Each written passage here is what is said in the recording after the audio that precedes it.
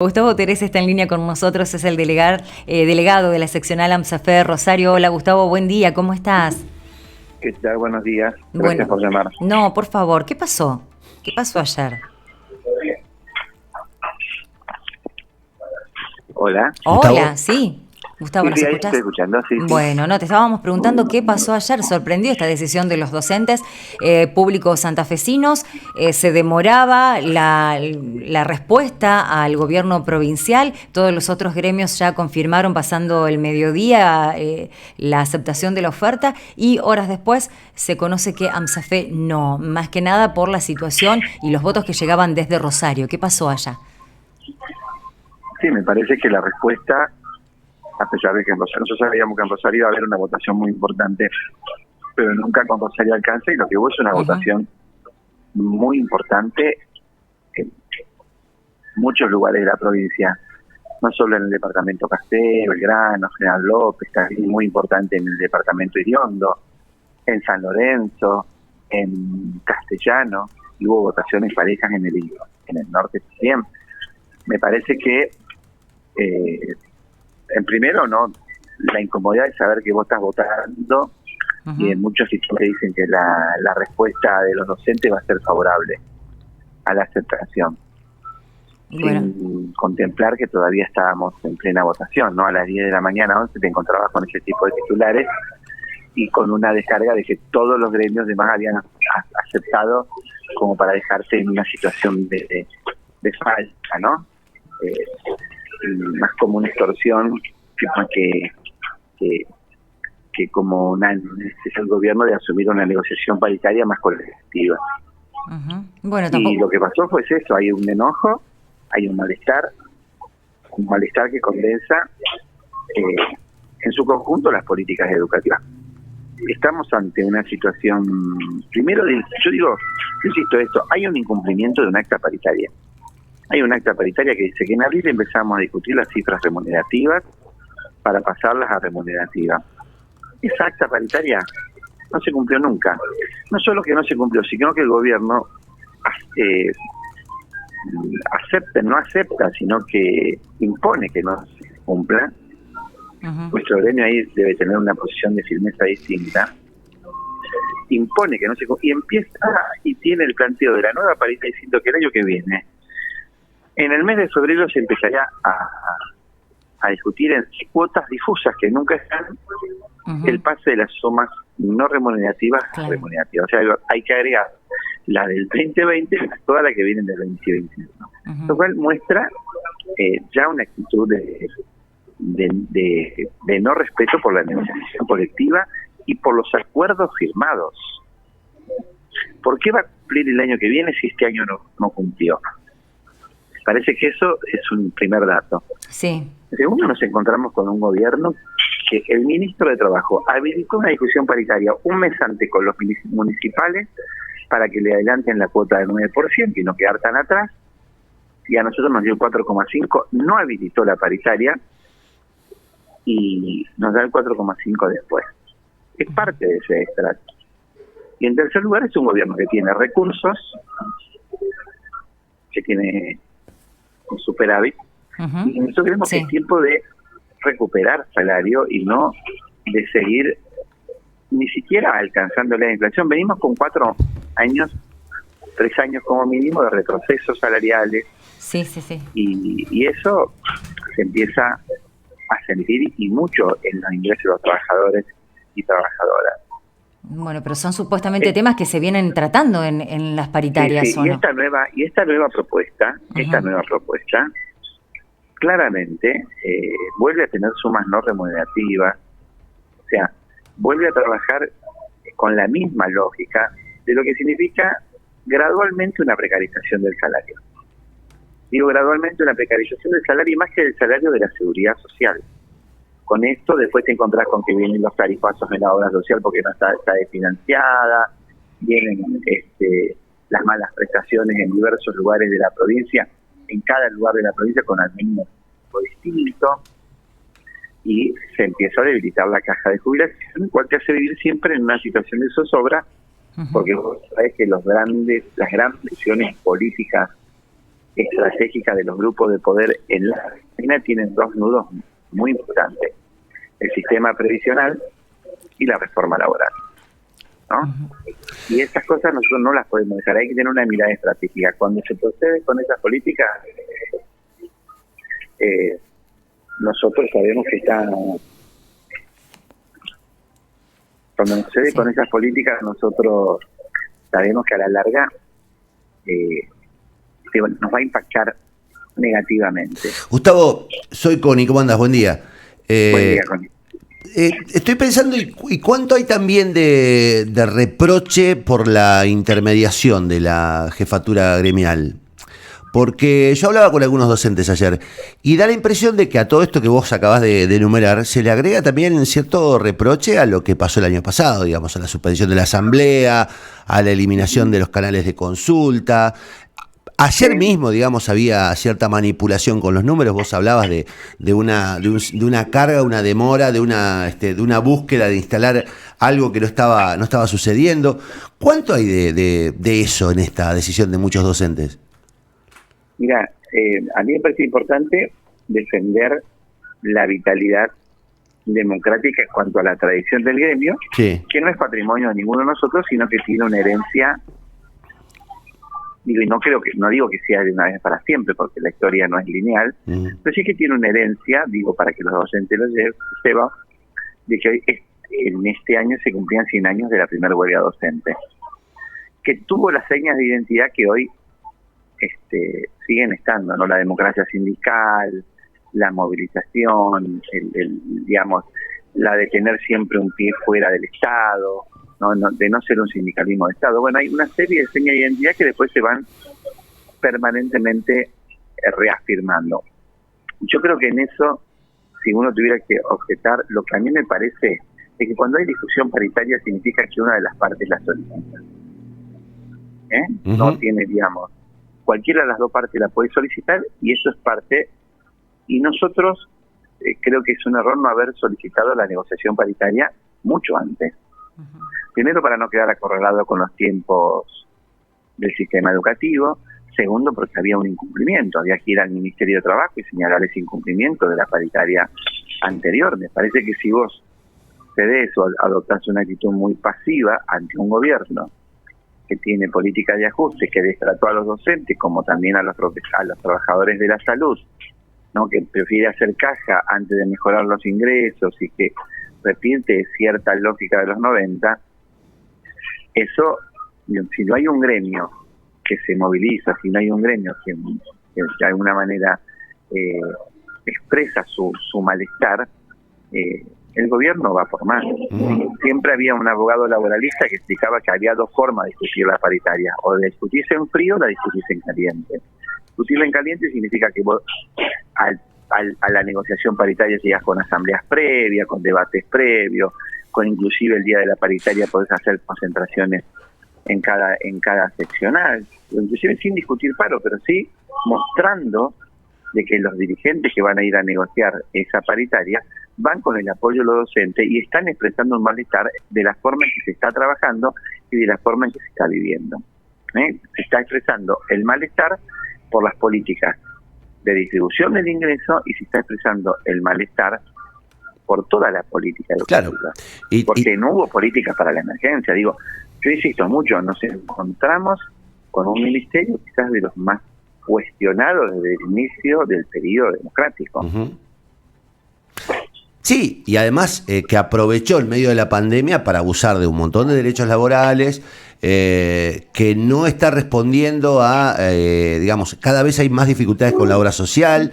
Hay un montón de realidades que rodean al día a día del maestro que parecen no contemplarse en la discusión. Parece que, bueno, acá el número llega, digamos, es 35 más 17, que sabemos que es falso porque es sobre el sueldo de 2020, pero además tampoco actualizan lo que se perdió en 2020. Hay como una especie de aceptación tácita de que, bueno, se perdió un año de aumento, con lo cual perdieron un 10, un 15% de salario.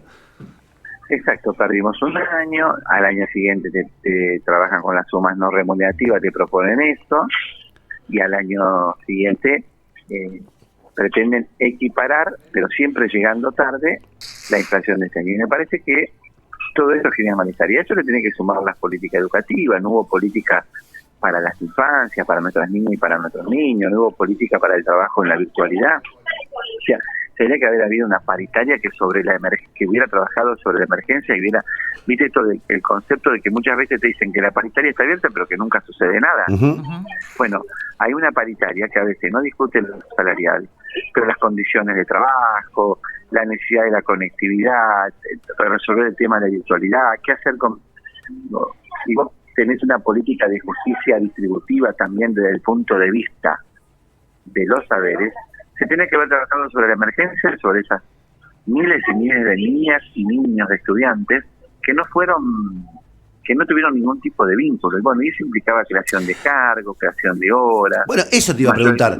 Eso, digamos, ¿dónde se está discutiendo? La creación de cargos, digamos, la titularización de los docentes, el fin de la precariedad de un montón de trabajadores de la... ¿Dónde está eso? Aparece muy poco en eso, prácticamente no aparece, y no hay políticas integrales en ese sentido para discutir la paritaria. Digamos, hay la paritaria dice, bueno, y hay un pedido del gobierno para discutir la obra social. No, el pedido tiene que ser: la obra social está funcionando mal por esto y por esto, si hay problemas en ciertas prestaciones, se han encarecido los bonos, estudios de alta complejidad se demoran mucho y te lo intentan planchar. Digo, vos tenés que ir ya con los problemas concretos de las compañeras y los compañeros alrededor de esto. Entonces, digo, se van a reunir, se compromete a haber reuniones de los comités mixtos. Bueno, pero ¿qué pasó con los comités mixtos en toda esta etapa? Porque los comités mixtos, donde están los delegados en prevención, nosotros de hecho estuvimos funcionando los delegados en prevención porque hubo 30 escuelas o más que tuvieron que hacer iniciativas porque no tuvieron agua, porque no tuvieron gas, porque hay problemas de edilicio, porque no se garantiza el cuidado de la escuela desde el punto de vista de la seguridad. Digo, me parece que hay muchos temas que hablan de que los comités mixtos tienen que tener un funcionamiento permanente, no se van a reunir los comités mixtos.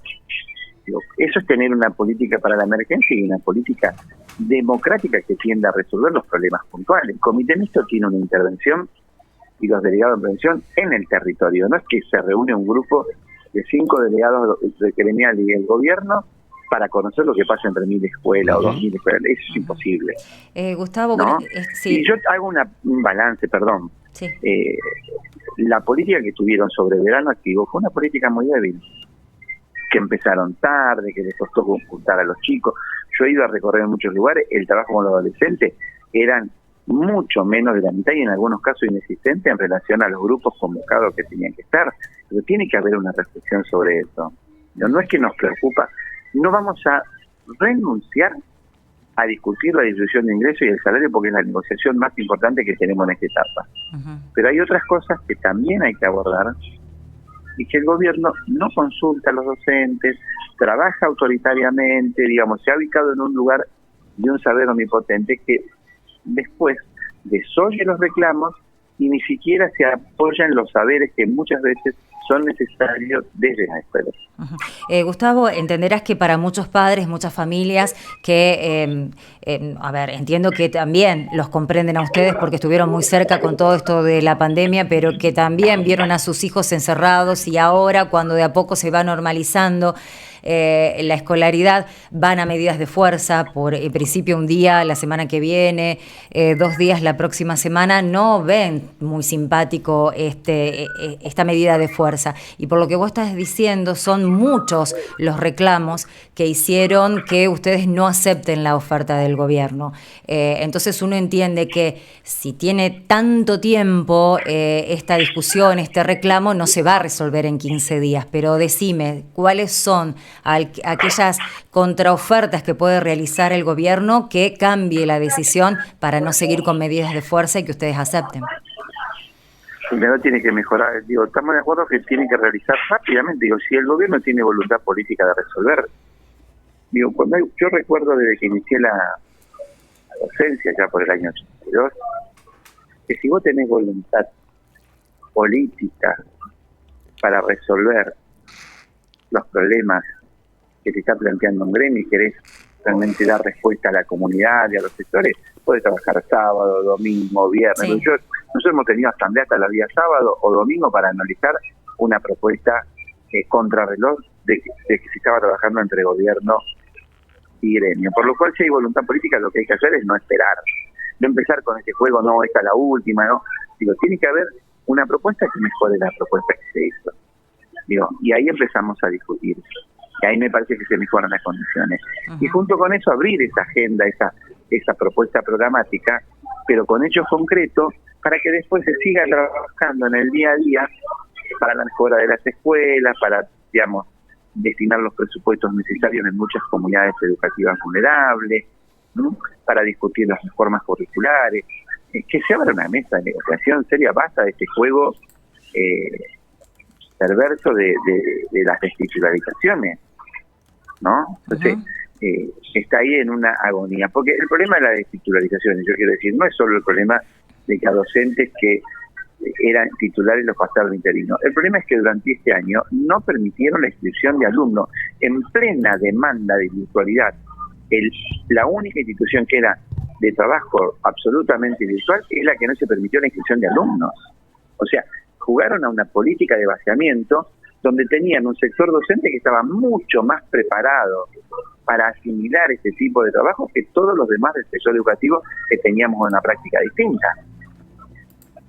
Sí, a mí me da la impresión, Gustavo, digamos, es lo que se me ocurrió reflexionar ayer a la noche cuando me enteré del resultado, es que el docente de base está, digamos, ha tenido un año y medio de mucha discusión, de mucha discusión y de mucha bronca y de mucha impotencia, y que no va a, digamos, que si bien hay una oferta que uno puede decir en términos numéricos parece interesante, no va a permitir, digamos, pasar estas oportunidades sin reclamar lo que creen ellos que le corresponde. Digo, cuando ayer yo le escuchaba a Leso diciendo, bueno, vamos a pedir que modifiquen un poco los porcentajes que nos adelanten el 2% de febrero. Digo, lo que yo veía en redes de los docentes es, nosotros queremos un aumento, no queremos otra vez. Digo, hay como una especie de rechazo a esta cosa casi invertebrada que se propone desde la mesa paritaria y que de algún modo es patear siempre para adelante todo. Me parece que sí. Y el drama es llegar muchas veces y a una negociación paritaria sin reuniones y asambleas previas. Claro. Porque vos tenés que medir el pulso de los compañeros a los cuales vas a representar. Pero eso te iba a decir, no midieron el pulso los docentes, digo, no, digamos, se puede empezar a alejarse tanto uno de lo que está pasando con el trabajador de base, porque te cuento, ayer hablábamos con gente del Hospital Cuyen, y en el Hospital Cuyen estaban todos calientes con la oferta salarial, después se aceptan un PCN y ATE, son dos gremios que prácticamente se administran desde el dedo. Pero yo vi trabajadores muy calientes ayer. Está la gente de Ciprus caliente, está la gente de AMRA decidiendo si van a aceptar o no la propuesta. Hay mucha calentura en el trabajador de base. Hay mucha conformidad en la dirigencia gremial, digamos, en la conducción, pero cuando vas abajo los tipos, el empleado está enojado. No va a votar con felicidad. Hay mucho malestar. ¿Cómo perdés esa mirada sobre tu representado? Me parece que hay mucho malestar y no entienden. Digo, el gobierno fue sancionado políticamente, ¿no? Uh-huh. En las elecciones, por una multiplicidad de factores. Una lectura tiene que tener esto. Y yo creo que hay una gran cantidad de miles de trabajadores del Estado que están muy enojados por las políticas que tuvo en todas las áreas del Estado. En primer lugar, las políticas salariales. O sea, de un gobierno que se muestra mucho más complaciente con los grupos de poder que con los trabajadores. Y me parece que tiene que hacer con los trabajadores del Estado, que son los que sostienen áreas muy importantes para la vida de las personas. O sea, estamos hablando de la salud, de la educación, de la seguridad, de la política con los adultos mayores, de la política de quienes trabajan con las infancias. Por el otro lado, la revitalización de la economía quiere de mejores ingresos de los trabajadores, porque así se moviliza, así se revitaliza el mercadito del barrio, la tienda de los pequeños, de los barrios en las grandes ciudades. Digo, hay una dinamización de la economía también alrededor de eso a partir de estimular el consumo interno.